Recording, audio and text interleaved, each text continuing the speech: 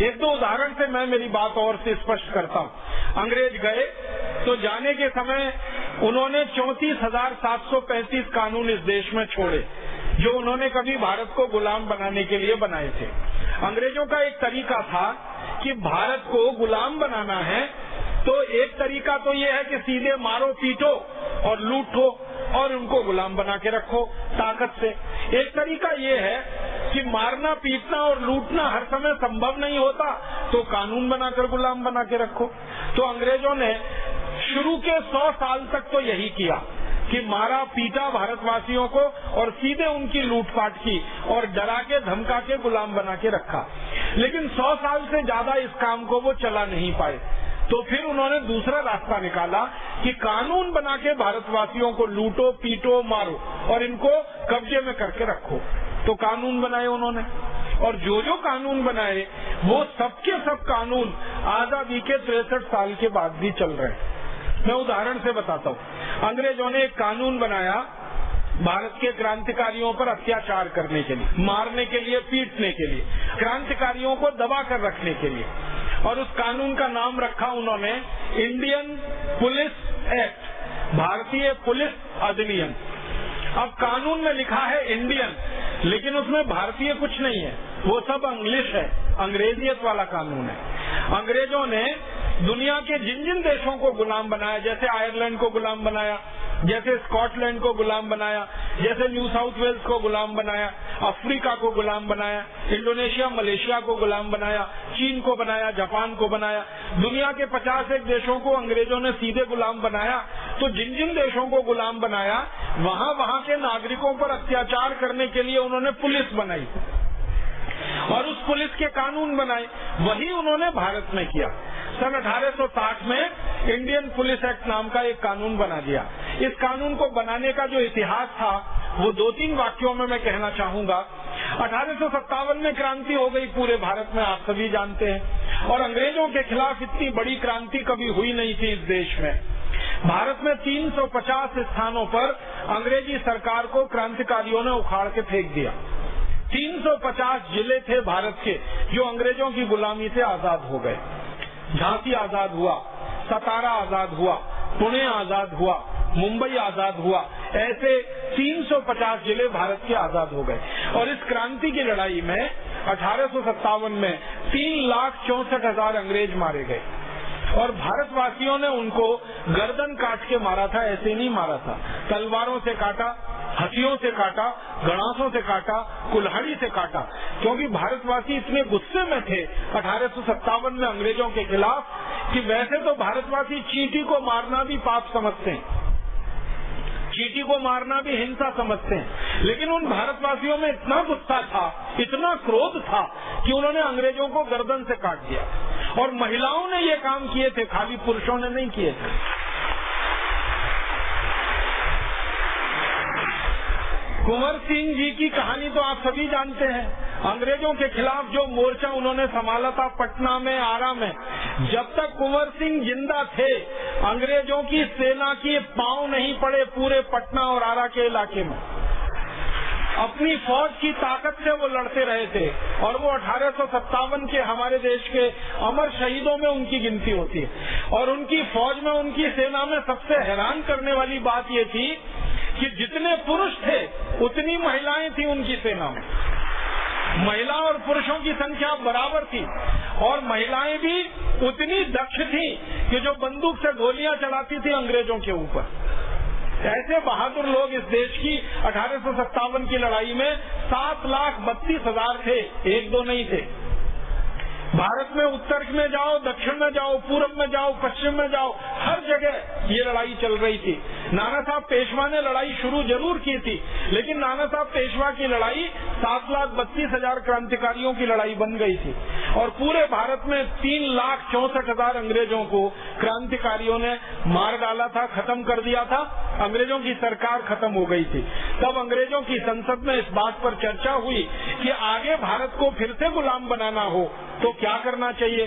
तो भारतवासियों में अंग्रेजों के खिलाफ बगावत पैदा ना हो, इसके लिए पुलिस व्यवस्था करनी चाहिए, पुलिस बनानी चाहिए, ताकि ये पुलिस अंग्रेजों की तरफ से भारतवासियों को दबाकर रख सके और इनके ऊपर जरूरत से अत्याचार कर सके।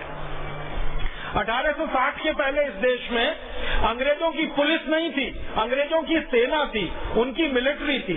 1860 के बाद उन्होंने सेना के साथ पुलिस की भी स्थापना कर ली और इसके लिए पुलिस एक्ट बना और इसमें अंग्रेजों ने कानून बना दिया कि जो भी पुलिस अधिकारी होगा वो भारतवासियों पर कितना भी अत्याचार कर सकेगा, लाठियों से मारेगा, लाठियों से पीटेगा और अगर कोई भारतवासी उसमें मर भी जाए तो अंग्रेज अधिकारी को कोई दोष नहीं लगेगा, उसको कोई दंड नहीं होगा, ऐसी व्यवस्था की थी।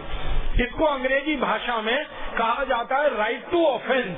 राइट टू ऑफेंस माने अंग्रेज अधिकारी किसी भी भारतवासी को मारे पीटे और उसका सिर भी फोड़ दे और उसमें हत्या भी कर दे उसकी, तो अंग्रेज अधिकारी को दोष न लगे, ऐसा नियम राइट टू ऑफेंस। और भारतवासियों को कोई भी मारपीट अगर हो रही है तो उससे अपना बचाव करने का मौका न मिले, ये राइट टू ऑफेंस। अगर अंग्रेज अधिकारी लाठियों से पीट रहा है, आपने उसकी लाठी पकड़ने की कोशिश की तो आपके खिलाफ मुकदमा बनेगा, अंग्रेज के खिलाफ नहीं बनेगा। ऐसी व्यवस्था उन्होंने की इंडियन पुलिस एक्ट में। इस कानून को 1860 में लागू किया गया और इसी कानून की ताकत से भारत के क्रांतिकारियों पर भयंकर अत्याचार किए गए। एक उदाहरण तो मैं जरूर दूंगा आपको। हमारे देश के एक महान क्रांतिकारी थे लाला लाजपत राय। उत्तर भारत के सबसे बड़े क्रांतिकारियों में उनकी गिनती हुआ करती थी। उस समय लाहौर भारत का अंग था, पाकिस्तान का बंटवारा हुआ नहीं था, तो लाहौर में लाला लाजपत राय अपने क्रांति वीरता का काम किया करते थे। अंग्रेजों ने एक कानून बनाने के लिए कमीशन नियुक्त किया था, उसका नाम था साइमन कमीशन। वो भारत आया था और भेजा गया था उसको कि कुछ और कठोर कानून भारत में बनाकर लागू किए जाएं। तो साइमन कमीशन का विरोध करने के लिए लाला जी ने एक जुलूस निकाला था, निहत्थे लोगों का जुलूस था, शांति प्रिय जुलूस था। उस जुलूस पर अंग्रेजों की पुलिस की तरफ से लाठियां बरसाई गई और अंग्रेजों की पुलिस ने जुलूस पर जब लाठियां बरसाई तो एक अंग्रेज अधिकारी हुआ करता था, उसका नाम था सैंडर्स। सैंडर्स ने जानबूझकर लाला लाजपत राय के सिर में लाठियां मारी। एक लाठी मारी, दो मारी, तीन मारी, 4, 5, 6, 10, 11, 12, 14 लाठियां मारी। परिणाम क्या हुआ? लाला जी के सिर से खून ही खून निकलने लगा। तुरंत उनको हॉस्पिटल ले गए, लेकिन हॉस्पिटल में उनकी मृत्यु हो गई। लाला जी के सिर पर लाठियां मारकर जिस अंग्रेज ने उनकी हत्या की उसका नाम था सैंडर्स। उस अंग्रेज अधिकारी को सजा मिलनी चाहिए, इसके लिए भारत के एक दूसरे क्रांतिकारी शहीद आजम भगत सिंह ने पुलिस में दरखास्त की, अपील की। उनकी दरखास्त पर पुलिस ने एक्शन लिया। बाद में अदालत में ये मामला गया और अदालत ने ये कहकर सैंडर्स को बाइज्जत बरी कर दिया कि लाला जी के ऊपर जो लाठीचार्ज हुआ है वो कानून के हिसाब से हुआ है, उसमें सैंडर्स की कोई गलती नहीं है। शहीद आजम भगत सिंह ने बहस की इस विषय में, तो उनका तर्क ये था कि लाठी मारने का नियम है कि कमर के नीचे के हिस्से में लाठी मारी जाती है, सिर पे लाठी नहीं मार सकते आप। लेकिन लाला जी के सिर पर लाठी मारी गई। शहीद आजम भगत सिंह के तर्क को अंग्रेजों ने माना नहीं और अंत में फैसला ये हुआ कि इंडियन पुलिस एक्ट कानून के हिसाब से सैंडर्स को यह अधिकार था कि वो लाला जी को लाठियों से पीटे। अब लाला जी की इसमें मृत्यु हो गई तो हम कुछ नहीं कर सकते, सिर्फ अफसोस व्यक्त कर सकते। तो सैंडर्स बाइज्जत बरी हो गया। तो भगत सिंह को गुस्सा आया और भगत सिंह ने ये संकल्प लिया कि लाला जी की हत्यारे सैंडर्स को अंग्रेजों की प्रशासन ने, अंग्रेजी न्याय व्यवस्था ने दंड नहीं दिया है। मैं संकल्प करता हूं कि सैंडर्स को मैं दंड दूंगा और इसको वहां पहुंचाऊंगा जहां इसने लाला जी को पहुंचाया। और आप जानते हैं अपने इसी संकल्प को पूरा करने के लिए शहीद आजम भगत सिंह ने सैंडर्स को गोली से मारा था और अंत में सैंडर्स को गोली से मारकर भगत सिंह गिरफ्तार हुए थे और भगत सिंह को फांसी की सजा हुई थी। जब भगत सिंह को फांसी की सजा हुई उसके काफी दिन पहले वो लाहौर की जेल में बंद हुए थे और उनसे बहुत लोग मिलने जाते थे। अमृतसर के एक पत्रकार महोदय उनसे कभी मिलने गए। भगत सिंह को पूछा कि आपके दिल की इच्छा क्या है? भगत सिंह ने कहा कि मैं तो फांसी चढ़ रहा हूँ, देश के लिए शहीद हो रहा हूँ, लेकिन मेरे जाने के बाद मैं भारत के नौजवानों से एक ही अपील करना चाहता हूँ, वो ये कि जिस अंग्रेजी कानून के चलते लाला लाजपत राय की हत्या की गई थी, उस इंडियन पुलिस एक्ट कानून को भारत के नागरिक और नौजवान आजादी की लड़ाई के समाप्त होने से पहले खत्म करा देंगे। ये मेरे दिल की इच्छा है, ये मेरी भावना है।